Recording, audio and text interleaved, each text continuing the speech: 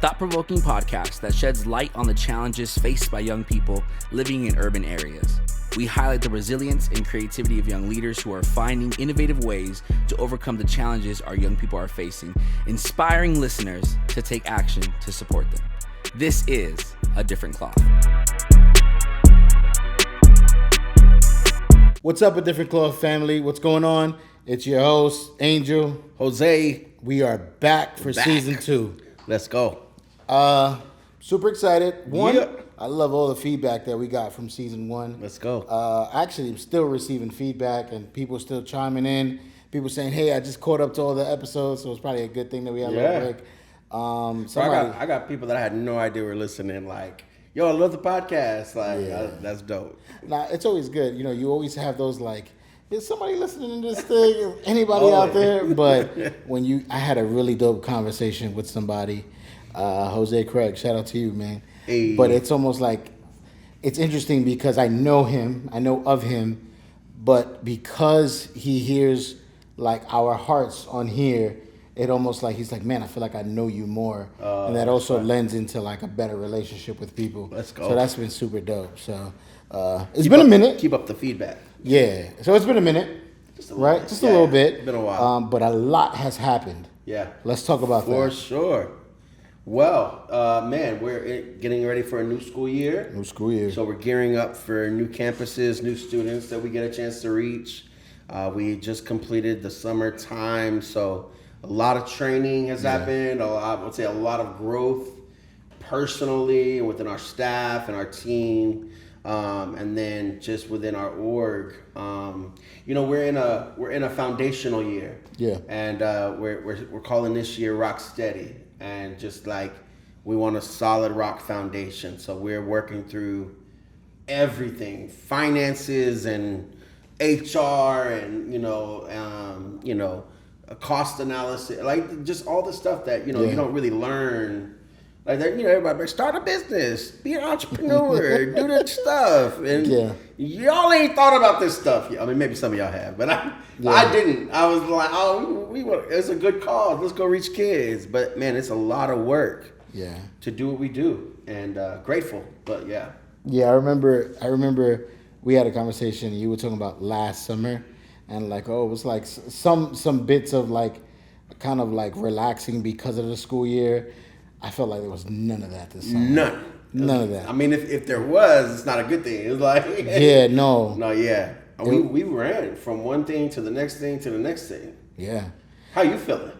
I mean, so it's my first summer in California. So summer. That's been awful. Super hot, but I guess I brought the rain with me. So shout out to Hillary. Hillary was a bust. That's good. That's a good thing.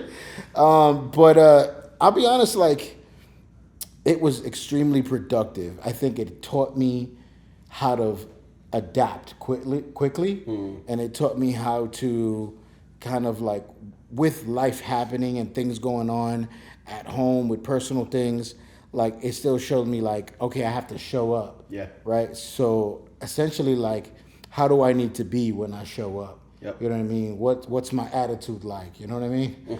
But for me, it was a solid summer. It was a solid summer. I did a lot of learning this summer. A lot of adjusting, a lot of, like, removing of the old. And I'll be honest, I don't think I'm a prideful person. I'm not a prideful person.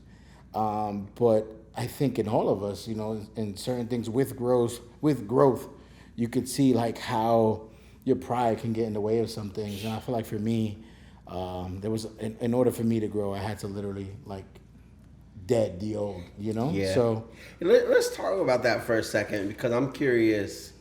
You have been at RAG how long now? How many months? Like 7, 8? Let's go grade school. February, March, April, May, June, July, August. 7 months. 7 months. Came in from a place that you were involved in for 7 years, 6 years, 7 years. And a lot of learning you did there. And you come into a place where we're still really developing and trying to figure some of this out. Man, what's been the greatest challenge of coming in with what you already know into a new place like this, because I think, as I just think about, man, the level of transition that happens in ministry and people going from one ministry into the next ministry, etc. It's like, yo, you come in sometimes thinking like, oh man, I'm about to come flip the place upside down. I'm not saying you did that, but maybe you did come in that way. But I'm just saying, but people come in there like, yo, I'm about to change everything. No, man, what's been the greatest challenge for you? No, well, I don't think I've changed anything. So you added a ton of value here, bro. This is a lot different because Angel's here. I would say this, something that I don't know if leaders or youth pastors or any youth workers actually have this conversation, so I'm gonna have it now. Transition, right? Transition is super important. How you handle transition, especially when you have a lot of experience in one area, and then you come to a different place that's kind of like still like fairly new but not new. Yeah. I thought, okay, if I look at where I was before, you have year 1 and year 7. Yeah. I thought I was going to come into RAG with a year 1 mentality, right? And not necessarily like more of like trial and error, learning what works, what doesn't work. I think I learned very quickly that it was almost like year 8. You know what I mean? It was like the minute I came, there was no time to kind of like, start from scratch. You wanted to be the rookie again. Yeah, and it was a big check for me because it's almost like I also expected to be treated like the rookie. Yeah. And also like, no, there's time and there's grace and all that. Like, no, true, but we also like hired you to do a job and you got to perform. And I don't know if this is just me. If it's just me, then you guys can let me know. I'm the baby, whatever. But I think for me, when it comes to, I don't know if anyone ever told me like, hey, you still have to perform at the level of year 7, even though you're in transition. You can't dial it back a little bit. You can't like stop. Granted, there's things that you can cut out, bad habits and stuff. But as far as like understanding work, knowledge, how things work, how things flow, what your input is like, I felt like I spent the last 7 months doing double dutch, What can I talk into? What can I not talk into? Yeah. And if I can, I'll just give a little bit, or I'll try to give it in a way where you have to decode it. And like, one, I guess is a confidence thing. Yeah. But I found out very quickly, it was almost like, hey, like we didn't hire year 1, we hired year 7. Yeah. Wow. What a great thought, because I think, man, how many times people have served for years and then they transition to another ministry or another place and they're like, well, I'm just gonna take some time off, or I'm gonna but I mean, in my mind, and I may get ridiculed for this, but that's not how the kingdom of God works, man. Right. Like, we are placed on the earth to serve people. And going back to some of the training we took out over the summer, it's like the more we give of ourselves, the more we can expect God to give back to us, right? Yeah. Now, I'm not saying that burnout is not a real thing and things along those lines, right? But like, and I think we even talked about that a little bit last season, but like, man, the more we give, the more we receive. Yeah. And so the idea that I'm going to come off of a season and chill or coast or not do is really an unfair idea. Not for people, but for what God wants to do within people. I could imagine the difference we feel right now if you came and coasted. Yeah. Because there would be a big difference. Yeah. Than where we are right now as a company, as an organization, what you brought to the table. It would be way different if you came in just chilling. Yeah. I feel like a basketball team, right? You have like someone who's a rookie and who does 5-6 years and then gets traded, right? Yeah. Well, I was released then signed, but gets traded, right? From a coach, right? From a GM, from the org's perspective, they're not going to treat you like a rookie. Yeah. You're not going to get treated. But also you have expectations. Yeah. Of like, hey, you're possibly, I'm 36 years old. When everybody was like younger than me, I was like, man, I've never thought I would be the old head, but I am. You're the old head now. That's it. I'm Let's old. go. But I'm learning to embrace it. I'm learning to embrace it. Yeah. Well, when we talk about like leveling up, I think it's important to note that one of the key ways to level up in life is to show up your full self. Yeah. Right. In fact, I would say this. I think it's impossible to level up without showing up your full self. Yeah. As long as you're giving part of you, half of you, I don't think relationships get better. I don't think education gets better. I don't think you grow. If I'm giving half myself to my health journey, my health doesn't get better. If I'm giving half myself to my church doesn't get better, right? And so the idea that I can refrain from giving all of me is really, I'm trying to think of a nice way to say it, but it's not a good idea because nothing is getting better. Unless you want to be stagnant, then by all means give half of you or some of you. But part of leveling up means I got to show up my full self to every space that God's called me to, and I think you've done that. Yeah. Well, I think I think it goes hand in hand, and I'm not trying to be like super spiritual, but I'm about to be. But I think it goes hand in hand with your walk with Christ. Like if you're deep into it with your walk with Christ, right? And you're trying to grow your faith and you're trying to grow your relationship and you're realizing the Lord is trying to take you from one place to another. Yeah. And there has to be some sort of like some trench work in order for that to happen. I think the more you grow in Christ, the more you grow in God, I think the burden grows stronger for what the Lord has put in your hands. And if you choose to neglect it or ignore it, I think that only becomes a deficit to yourself. Come on. That's powerful. You know what I mean? And I talk to some people, and they be at home, and they'll contemplate like, oh, I just don't know what the Lord is doing with me, and I'm struggling, da da da. And then a year from now, it's the same conversation, but you know where the Lord is taking you, know what the Lord wants you to do. You just gotta do the work. Yeah. You know what I mean? You gotta receive the feedback. You gotta change pace. You gotta, change your direction, your trajectory. You gotta learn. You gotta adapt. You got to realize who you are. You're not that young youth leader anymore. It's time for you to probably pass the baton and become like an executive pastor. Or what is it? Like the growth track pastor. You know what I mean? That's funny. So, yeah. No, that's so good, man. I love that. It's just really important that, number one, I think we just need to establish the foundation. Yeah. That does God want you to level up? How would you answer? Does God want you to level up? Sure, yeah. Why? I think it's back to that like old anointing. Also, I think me as a father, I think it's hard for me to be able to teach or walk my kids through life yearly as they grow old with me not adjusting and understanding what it looks like to raise kids from a now perspective. Like if I literally sat and my son knows how to speak, right? But if I'm still trying to get him to say dada, I'm like, say dada. Like he's like, bro, what are you talking about? You know what I mean? He knows how to speak. That challenge is over. Me training him or me teaching him how to just say my name is completely over. Now I have to train him and teach him to do other things. And I think I use that same perspective, for sure. I love that. So you're not wanting to try to parent from a place of like where they used to be, right? Right. Or it's lead from a place of, shoot.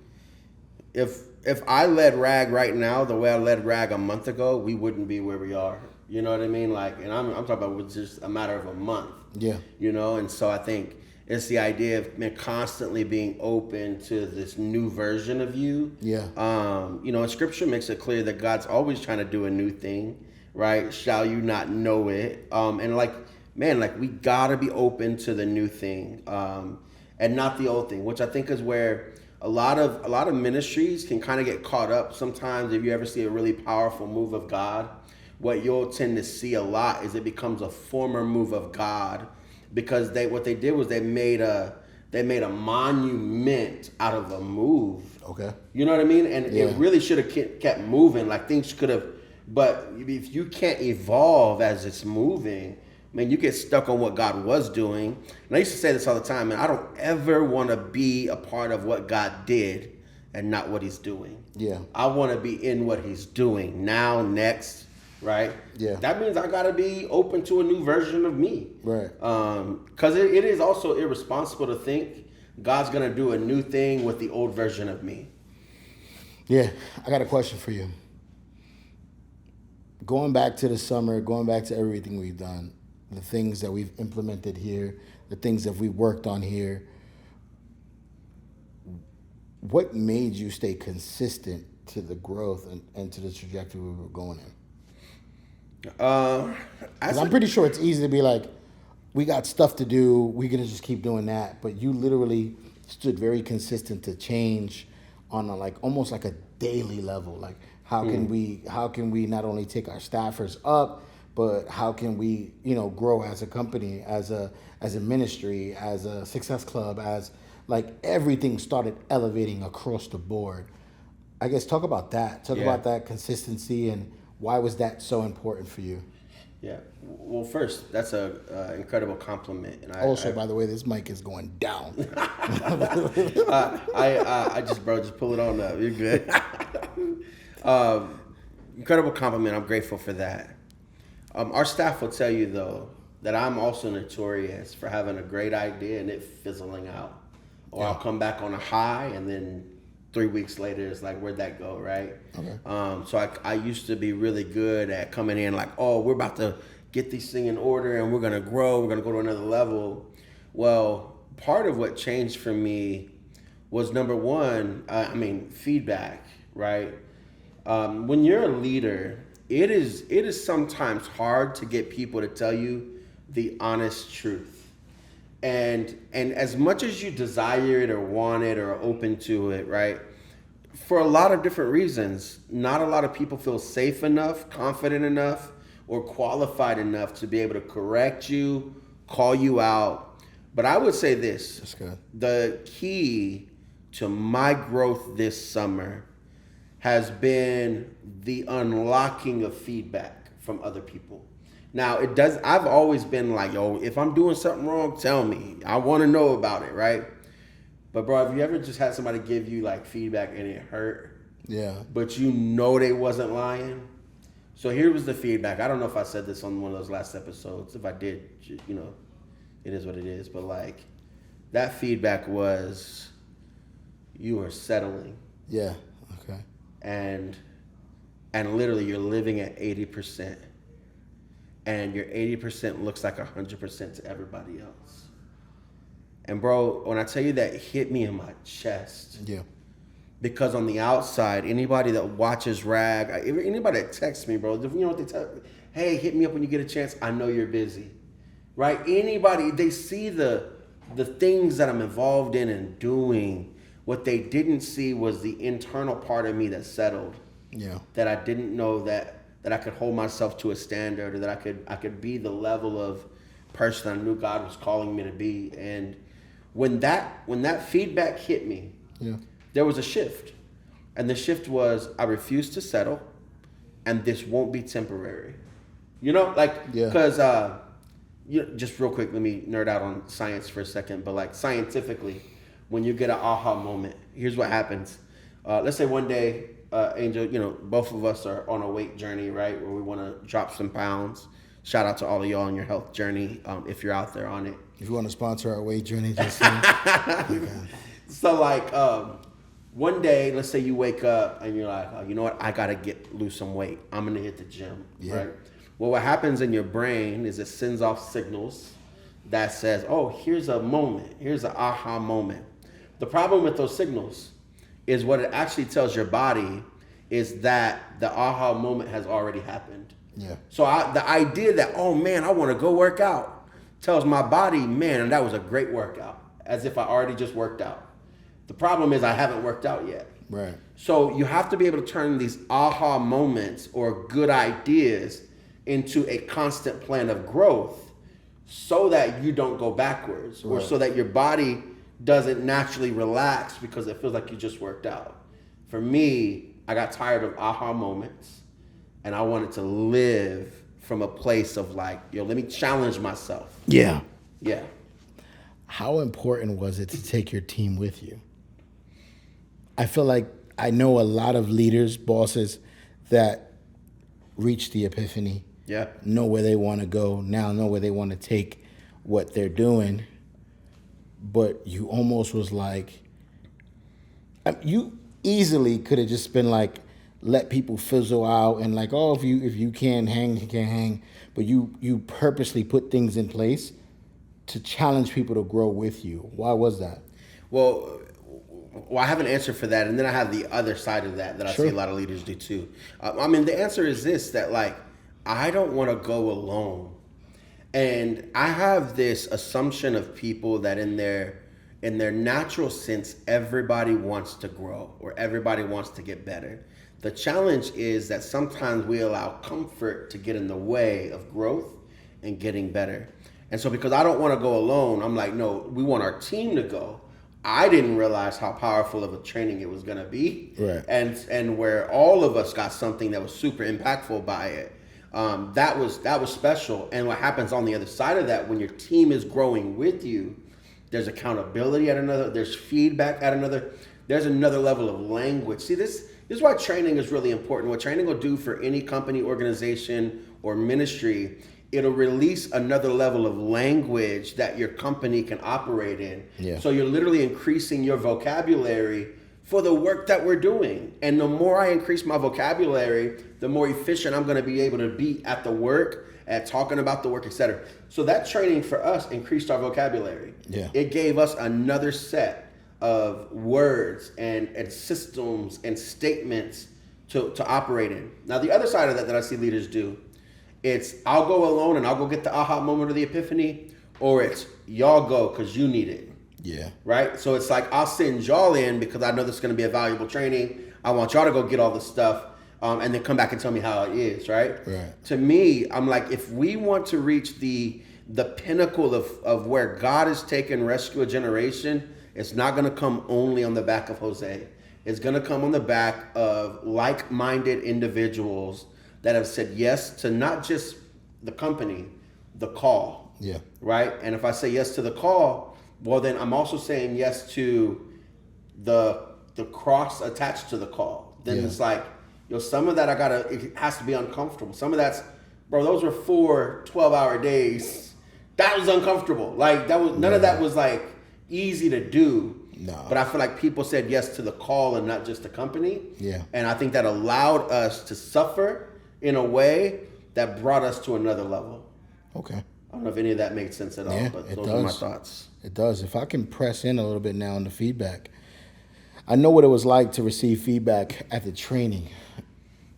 But if I'm being honest, from my perspective, it's people who I don't know, Yeah. right? Was it difficult to receive feedback from your staff? 1,000%. And so much of a part of why is because as a human, I think, I'm not even as a leader, but as a human, when somebody is picking or poking holes at you, you immediately want to get defensive. Yeah. And what it does is it puts you in a space where I want to now point out all of your flaws because you're pointing out mine, right? And it takes a real discipline to embrace and allow feedback in a way that I don't have to retaliate with feedback to you. And if I'm honest, that's one of the harder disciplines of feedback because anybody can give me feedback, but I'm going to be honest, some people that give it, I want to give it right back. Well, you did. Well, what about, right? If that's the case, what I'm really doing is I'm being reluctant to what they're telling me. Yeah. I'm not even fully receiving the feedback. I think next level growth happens from high level, high capacity leaders being fully open to the feedback from the people around them. I grew more coming back than I did at those 4 days, even though those 4 days were very transformational for me. Yeah. But I came back and I allowed the team, and not because I had this like, oh, team can give me feedback. There were exercises that were created that like threw us into a place where there was honest feedback being given. Right. And then I think with the feedback, number one, it allowed me to grow. It allowed me to be open to receiving it, but it also allowed me to understand people and understand why they feel the way they feel and what they're thinking and where they're at. But is it hard? Heck yeah. I think part of the reason not a lot of people are open to feedback is because it's hard. Or it's not that we're not open to feedback, but not everybody can give me feedback. Okay. So it only has to be my leader, my pastor, my spouse, only if you're in those. Yeah. But the idea that rocked me was that anybody could give me feedback and I could grow from it. Why is that? Well, because if I'm honest, it goes back to that pride conversation. My pride tells me you have to be a certain qualification to give me feedback. Okay. If that's the case, then no student I ever work with could give me feedback because they wouldn't be qualified to be able to give me feedback, right? Yeah. They don't meet the credentials, the criteria. You're not close enough. You don't see my day in or day out. Yeah. And the number one way to push back feedback or to repel feedback is the moment you get it, you make an excuse for it. Because, bro, have you ever given somebody feedback and they start trying to justify why they did what they did? Yeah. It makes you not want to give them feedback no more. Well, is feedback, just so we can have the conversation and understand what feedback is feedback, if I'm giving you feedback, is that for you to take, or is that just how I receive what you've shown me? It's literally how you receive what you've shown me. Now, I'm going to steal some of the coaching language that we've learned. About to bill you. Shout out to Gap Community. I highly recommend them wherever you are in the world. Look them up. Feedback is neither negative or positive. Okay. So I can say your breath stinks, and a lot of people would receive that as negative feedback because in their mind, it becomes negative or positive how you receive it. But you could tell me my breath stinks, and I could actually see that as positive because you were looking out for me, not as negative. So feedback and how we receive feedback is really up to us in our own mind and how we perceive it. All feedback is feedback, though. A school tells us, hey, you're doing a great job. That's good feedback. School tells us, hey, you're doing a bad job. That's good feedback. Okay. It's all feedback, right? It's good or bad based on how we receive it. Okay. Let's say I didn't go to the training. I wasn't set up for the classes or whatever examples that came out, right? I think what the difficult part that I'm having is I've learned this new world, this new way of speaking and understanding and loving on people and talking to people, but it's only in this box. It's only in this bubble. Because now when I step out and I try to have that conversation with my brother or my cousin or whatever the case is, and I give feedback, I got to now explain this whole thing about feedback. So how's that been for you? Yeah, that's a good question. Good question.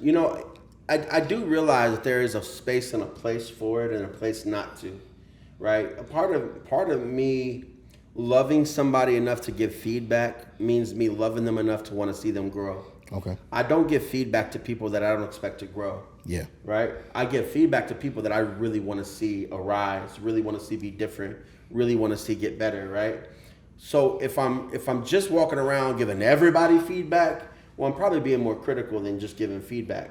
I think the idea of I'm giving you feedback means I care enough about you to hope that you do something with the information that I'm giving you.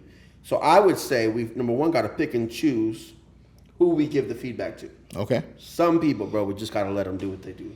Now, the other side of that is if I am committed to that person, and ideally I would be wanting to be committed to helping that person become better, well, then I would give them as much feedback as I could. And I wouldn't shy away from it. And maybe you do got to explain the context first. Yeah. But if I'm committed to, like, one of the things that we've had to learn was like, man, what are we committed to? Well, I'm committed to calling out greatness in everybody around me. If I'm going to do that, I can't do that without being honest about where they're falling short. Yeah. But I also have to celebrate where they're killing it. But I got to be honest about where they're falling short. That's feedback. Yeah. I think it's interesting, especially when you're talking about the time and place and knowing who to give feedback to. I was Simon Sinek? Yeah. So he was talking about something one day. I don't know if you know this story, but a friend invited him to the play. You know the story? Mm-mm. So a friend invited him to a play, and obviously he's Simon Sinek, right? So he goes to the play, and the friend right after says, "What did you think? Like, what did you think about the?" What he did was not necessarily speak about what he thinks, but celebrated her. Like, oh, I'm happy for you. I'm glad you were able to accomplish this goal. Like, I love to see you happy in doing what you were doing, because he wasn't about to give her this feedback good. in an amazing moment where she just, put her heart and soul into a play. Yeah. He wasn't going to just sit there and start bashing feedback. So what he did was he sat and he just celebrated her. Like, to see you happy in this, it was amazing to see. Like, I love you for it. I celebrate you for it. Then like a week later, he calls her up and he says, "Hey, now that I have some time, would you be up for some feedback on how I, experienced the play?" And then he told her. That's funny because I heard that a similar concept through Oral Roberts' wife, and she used to say that every time Oral would get off the stage preaching, they'd get in the car on their way home, and then she would have like a critical statement about or feedback about his message. Oh, hey, you kind of didn't tell that story the right way, or whatever the case was. And I don't know if it was the Holy Spirit that convicted her, or if it was something else, but like. Ultimately, she said, I realized that when he gets off the stage, he has 101 people telling him how good of a job he did. Right. And she said, I didn't want to be the one person that didn't say it. Good job first. And so that same idea, and she was honest, she was like, it's not that I don't give him feedback.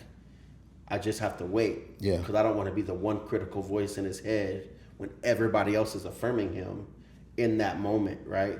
And so, I obviously think that applies to ministry, to spouses out there, family members, right? Like, every day, every time is not a moment for feedback. Yeah. In fact, I could. Or coaching. Yeah, I think there would be a whole lot of arguments if that's, if every day you're just walking around saying, hey, here's your feedback, that's a lot of space for just mischief. I think something I've been doing in my house with my wife is I've been allowing her to give me feedback. It's good. Without her saying, can I give you feedback or whatever. But I guess because I want to now know her feedback, but I want to lean into the conversation a little bit delicately. So I remember speaking to her and I said, hey, is there anything I can do better? Yeah. And she was like, I said, no, I actually literally want you to take a day. Yeah. Look at every perspective on how I raise the kids, my part with the kids. Do I have to do this? My part in the kitchen. What's some things that I can help you with, or some things you feel like I need to adjust, redirect, change, or any of that. So it helped because she came with pulled out the list of paper. And no, she only gave me 2 or 3 things. But I think allowing her that time to kind of sit with it, she was like, all right, what do I want, and then what do I really need? It's good, bro. And she was able to see what she really needed. Yeah. And then it because she takes time to kind of process, she was able to take time to process, think, and how exactly she wanted to say it, and how exactly I can do it for her. Well, what I love most about that is that on the receiving end, you're actually looking for opportunities to receive feedback. Right. What would happen? I'm gonna ask you just this hypothetical question. What would happen if every leader that you knew every day looked for opportunities to receive feedback? What do you think would happen with them? I think it'd be a game changer. It's one of those things like a perfect world, right? Yeah. I think it would be a game changer in the sense of not necessarily all of a sudden I have to do these new things, but more of how do people receive? You know what I mean? I know I'm not coming off this way, but I still possibly can come off this way. Yeah. And it's understanding how can I adjust that if I really do care about people, and I know I have to be as selfless as possible. How can I redirect exactly how I'm engaging with that person? Yeah. So I think for sure I think it'd be it kind of goes also back to our episode 8 with the interns. For me, that was a feedback episode. They had nothing but feedback the entire time. Bombs of feedback. But the reality is, some of it was most of it was extremely true. Yeah. And it was you have no choice but to receive it. Yeah. So now that I've received it, what do I do? Yeah. Yeah. So. Well, you listen to some of those episodes and some of those Instagram clips. I can totally see the teacher on the other end of that getting defensive Yeah. Right. Like I could totally, because you don't know what's going on in my classroom, and you don't know. Right. And to me, like that's the point of what keeps us from receiving feedback. It's like when the moment I hear it, if my wall comes up, that feedback is already null and void. I've already created opposition to it. And so one of the things that I'm literally talking to leaders here at RAG about is like, man, what would that look like for us to love feedback? Like, I mean, love it, like crave it. Like it feels weird if you're not giving me feedback, right? Yeah. Like I want that level of a culture here because then everybody gets better. Yeah. Everybody gets better. Let's have a live conversation though, because I kind of partially feel that not everyone can give me feedback. All right. I'm for it, but I think it's different. I think, I think there's certain skills people have. Okay. Right? And I can't, I'll pull it away from me and me giving it. I don't know if I can give feedback to someone who has 15 years in the game of doing something. Like, yeah, I could talk about how I receive it, but I don't know about the entire culture of like just giving feedback, blah, blah, blah, blah, and feedback all over the place. Just because I see how it can make sense here, but in the context of my life, I there is still like levels of like you've been doing it longer, like Does longer mean better? At times. But I mean, across the board, is that a unanimous? Like longer means more efficient. Longer means, because I know there are people that have been doing it shorter. Yeah. Well, you see, wow. All right, so we just got off of manhood camp, right? Yep. And I remember somebody leaning over to me, and he pretty much was like talking about manhood camp and saying like, you know, you guys could have did this better, or you guys could have did that better. But in my head, I'm like, how did that help? You know what I mean? Like, you almost don't enjoy the moment because you're also like, as a musician, and I know Jock could probably get this. You go to a church, Jock is on the side, ladies and gentlemen. Pants to Jock. No, I'm joking. But like as a musician, right? You go to a church, and you want to praise God, you want to worship and stuff like that. But then you start listening to the music, and you start like, you see exactly what I'm saying. You better hit that. You gotta hit it. You gotta here to go in. You know what I mean? So it's like almost like, when do we also just enjoy it to enjoy it and not worry about the feedback portion or the detailed portion? Well, I think this, number one, I think any level of closing off feedback is dangerous. Okay. Because you could completely be missing blind spots that you're not aware of, right? Like all feedback could be pointing out something that you needed to know. Yeah. No matter who it came from. Where I would say, and to what I feel like you're trying to say is like, how do we not overemphasize the stuff that we're doing wrong or that's like coming off bad? Yeah. Because then everybody's gonna have something to say. Everybody's critical. Yeah. Everybody's gonna have something to say. There we go. Well, I would say this though. I think feedback is feedback. Okay. And just because you gave me feedback about the way I dress doesn't mean I have to change the way I dress. Okay. But I don't shut it off, because if I shut it off because I'm not interested in it, well then that starts to close off my ability to receive feedback from even other people. Yeah. Because then what I'll do is I'll start classifying you and other people in the same category. Yeah. Oh, y'all are all saying the same thing, right? But I think that's part of what keeps people from getting better. Yeah. Is because they think, well, everybody else got this to say about me. Well, maybe you should actually listen to the feedback that multiple people are giving you. Okay. Right? Okay, now for the people listening. Yeah. Now they're gonna go crazy, start giving feedback to everybody. Is there a language for feedback? Should I respectfully say, hey, can I give you feedback? Because I could be wrong, but I feel like we could also like start gearing people up to just start giving feedback everywhere they go. Yeah. I think I don't think you should give feedback to people that you are not invested in. Okay. Right? Talk about that. Because I think feedback without a relationship becomes criticism. Yeah. Right? Which is why I'm anti public social media blasting of people. Now, that's some people's thing. That's what they do. Yeah, you got to do it. The Bible tells it. Let me go. Sorry, my bad. But there are also people that I feel like do it well. That reach out to the people first, want to have the conversation first. But there are people that have made their whole name and brand off of really defaming people, right? Like, to me, that's just criticism. That's not feedback. Yeah. Like, if I can't be like, hey, Angel, I know you well enough to like have this conversation with you. I want to give you feedback. Yeah. I think that's where I think it crosses the line. If I'm going around just, machine gun shooting feedback to everybody, I really probably just gotta observe my heart, because there's probably something in me. And then I would say this: as much as I'm giving it, do I receive it? Yeah. Because I would say that the proper formula needs to be, I need to receive it more than I can give it. Yeah. I think I'm big on the receiving it part, just because I want to get better for people. So I'm like, hey, what can I do? Yeah. But again, I'm picking on Jocqui again. When we were doing the training and people were giving him feedback, I think one of the first things he did was come to me and said, hey, why didn't you give me feedback? And I was like, well, everybody gave you feedback. Why would I want to give you feedback?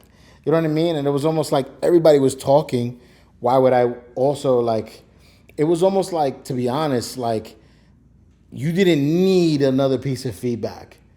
But in the perspective of someone who was actually looking for it and wanted it, it was like, oh, did I do a disservice? Bro, let me just say this. Your lack of feedback in somebody's life actually communicates a lack of care. And I think that's where so many people will call themselves friends. Yeah. But if you cannot be a friend with feedback, you actually are not a friend. Because a friend will be like, hey, you're going in the wrong direction. So I just think, to your point, probably part of the reason he was looking for you to say something was because he knows you care about him. Yeah. And that your feedback is important. I just think, and of course, in that room, in that setting, there was just feedback from everybody. So if you were the quiet one, then that would pique an interest or a question of like, hey, why did you not say something? Yeah. But yeah, I genuinely think, especially, let me just maybe wrap like this thought like this, is that I think feedback should be done in the context of relationships. That's good. Yeah. It doesn't mean you can't receive feedback from a stranger, right? But I think you should receive it more than you give it. Otherwise, everybody's going to go around being critical. Yeah. But I would ask, if I was just a listener right now, I would ask myself the question, how open am I to feedback from others? And how often have I given them the permission to give it to me? Yeah. Because to me, giving y'all permission to give me feedback has changed everything the last summer. Yeah. Yeah. Do you feel like it and I guess we can end with this. Do you feel like it's changed the trajectory of where you're going? Like, you knew where you wanted to go, but now this just kind of like changed things for you? If I'm honest, it accelerated where I'm trying to go. I don't know that it changed the trajectory. I don't think that I was going in a wrong direction. But I think the lack of feedback, I thought I was going way faster than I really was. Okay. I was a Ferrari driving like a Honda. Yeah. You know what I mean? And I think this put me back in a Ferrari. Now I am full speed ahead, open to the honesty and feedback from people around me, and to the point where I love feedback. Yeah. I love it. Yeah. I don't care if a school gives it to me. I don't care if a teacher gives it to me. Right? That's what I think. I think the person who receives it gets to determine how they receive it. Yeah. If a teacher that I don't know gives me feedback, true story. I may get in trouble for this one, right? But I had a pastor recently give me feedback. It was unwarranted feedback, but it was feedback nonetheless. And he walked up to me and said, "Hey, I watched your video, and your grammar was incorrect." And I thought to myself, first of all, like, in my mind, I was like, hold on, bro. Like, you don't know me, right? But he wasn't wrong, because I went back and watched the video. Right. My grammar was incorrect. And beyond that initial, defense, I thought, that was good feedback. Yeah. Yeah. Yeah. All right, one last thing. We're talking about pride. We're talking about feedback. We're talking about attitude of heart. One thing to give some leaders youth workers, if there's one takeaway? Yeah, I would say you need to open yourself up to honest feedback. And if I'm honest, so let me just say this, because I learned this the hard way. Sometimes I would get frustrated when I would create the space for people to be honest and they wouldn't do it. Yeah. And I would think, well, what's wrong with y'all? Like, you know, why like, you thinking that they're the one, when all reality, I created such a culture that I didn't want the feedback, or I wasn't open or receptive to the feedback. Yeah. And so there may be strategic ways you have to do it, maybe anonymously, maybe like, you know, but like finding a way to get honest feedback could be the very thing you're missing for your next level of growth. But I would say find a way and find a people that can be honest with you. Yeah. Because I feel like RAG is in that place right now, and I feel like our team is getting better because of it. Yeah. Not just Jose's getting better, and not just like, you know, we're getting better as coaches. Our team is getting better because of honest feedback. That's good. Yeah. That's good. Man, well, that's all we got for you today. Man, do us a favor. Like, comment, subscribe. Let us know what your thoughts are on this episode. Reach out to us. Have a conversation with us. Give us some feedback. Hey, there you go. Peace out.